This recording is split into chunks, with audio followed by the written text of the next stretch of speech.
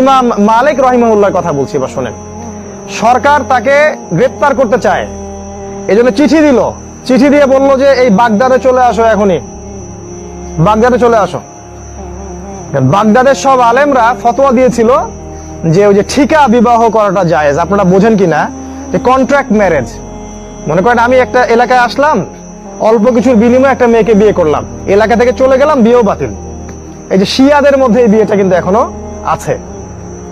এটা একটা কি জানি বলে মোতা বিবাহ কিবা ঠিকা, নিকাহে মোতা। তো ইমাম মালিক তিনি এটাতে ফতোয়া দেননি। তাকে সরকার গ্রেপ্তার করবে। এখন হক বললো তো গ্রেপ্তার হতেই হয়, চিঠি দিল তাকে আর কি।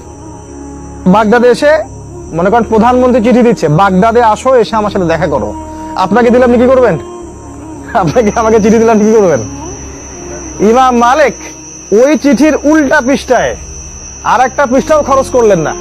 ওই চিঠির উল্টা পৃষ্ঠায় কালি দিয়ে লিখলেন, আল ইলমু ইয়াজিউ ওয়ালা ইউজা। উনি বলছেন জ্ঞানের কাছে আসতে হয়, জ্ঞান কারো কাছে যায় না। সুবহানাল্লাহ। ব্যক্তিত্ব দেখছেন? ব্যক্তিত্ব দেখেন আলেমদের। জ্ঞানের কাছে তুমি আসবা, জ্ঞান কারো কাছে যাবে না। উনি যান নাই। তারপরে ওই যে পেটুয়া বাহিনী মদিনায় পাঠায়, ওনাকে পিটাইতে নিয়ে আসা হলো বাগদাদে, নির্যাতন করা হলো আর কি। ব্যক্তিত্ব তিনি কিন্তু রক্ষা করলেন।